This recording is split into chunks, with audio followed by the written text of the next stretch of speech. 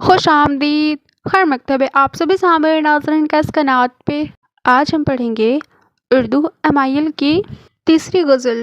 اب تک ہم نے 2 غزلیں پہلی پڑھ چکی ہیں۔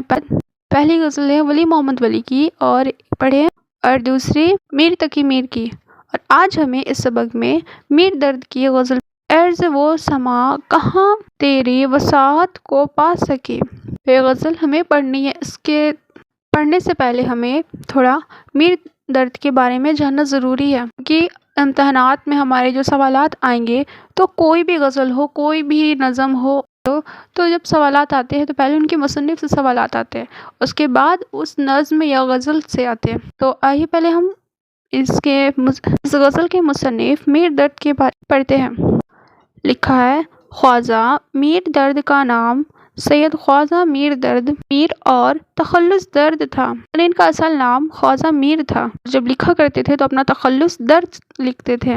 دل اسکول کے 3 معزز شاعروں میں سے ایک درد ہے۔ ان کے علاوہ وہ میر تقی میر اور محمد رفیع سودا عین، جنہیں کلاسیکل اردو غزل کے ستون تسلیم کیا جاتا ہے۔ میر درد بڑے بڑے 3 شاعروں میں سے ایک تھے۔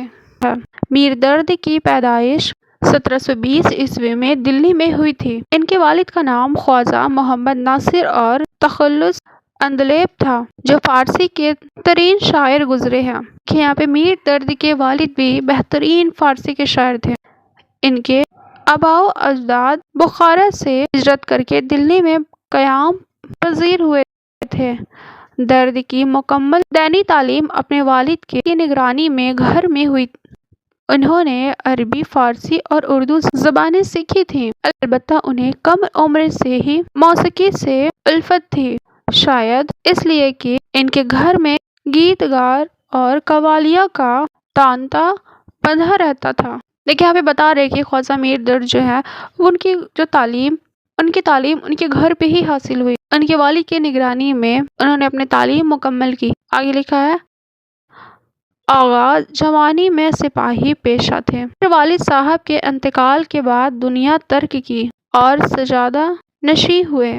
درد نے شاعری اور تصوف میراث میں پائی تھی۔ ذاتی تقدس، خودداری، ریاست و عبادت کی وجہ سے امیر و غریب، بادشاہ و فقیر سب ان کی عزت کرتے تھے۔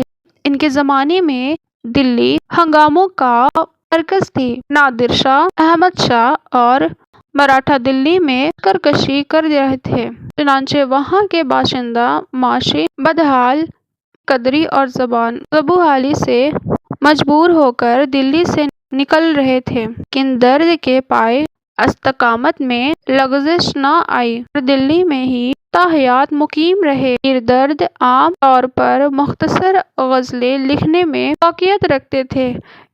ان کا انداز آسان، سادہ اور مترنم تھا۔ ان کی تحریریں سنجیدہ اور غور و فکر پر مائل کرنے والی تھی۔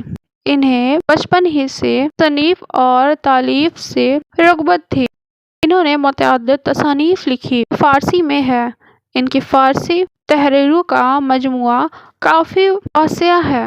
عالم الکتاب طریقہ محمد اور دیوان درد فارسی اور اردو میں تصنیف کی تھی۔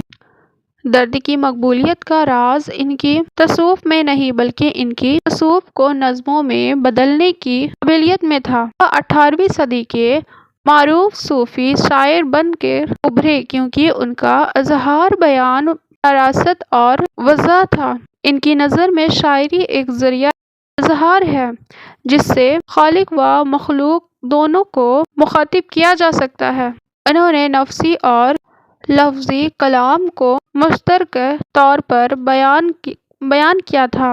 ان کا عقیدہ تھا کہ شاعر ظاہری اور باطنی گفت سمندر کو بہتر طریقے سے بیان کر سکتے ہیں۔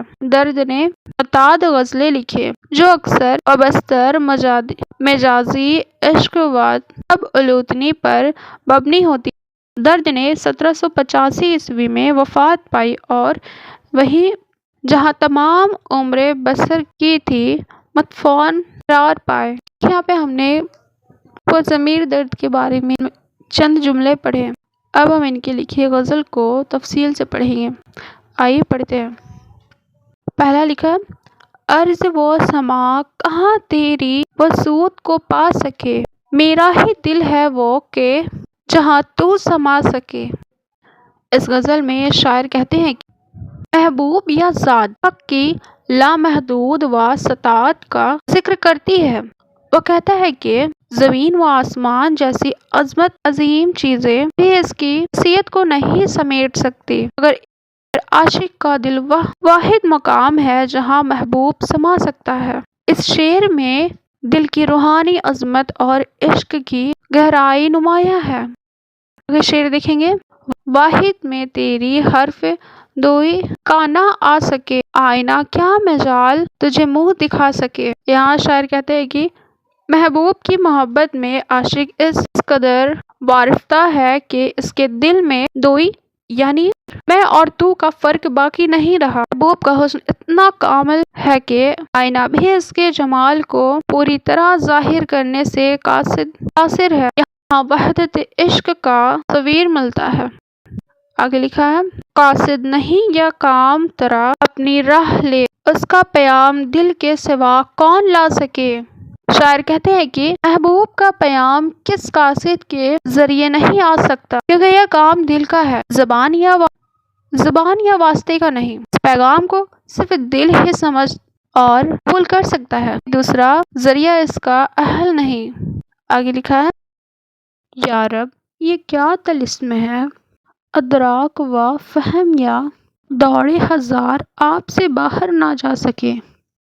شاعر حیرت و استحضار کے ساتھ خدا سے مخاطب ہو کر کہتا ہے کہ یہ کیسا طلسم ہے کہ عقل اور فہم سب وہم بن گئے ہیں۔ وہ جتنا بھی بھٹکتا ہے، بظاہر کوشش کرتا ہے، مگر محبوب حقیقی کی ذات سے باہر نہیں جا پاتا، ہر طرف اسی کا جلوہ ہے۔